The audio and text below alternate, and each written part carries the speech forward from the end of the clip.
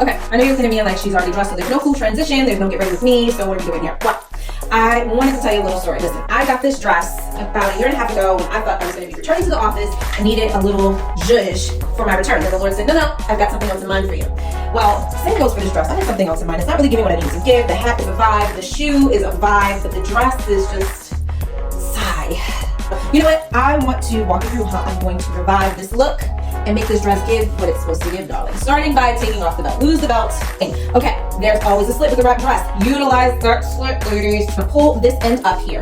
This end, and you want to take this part, and you just want to come through where there's the little opening. You got these wayward belt loops, right? Let's put them to work.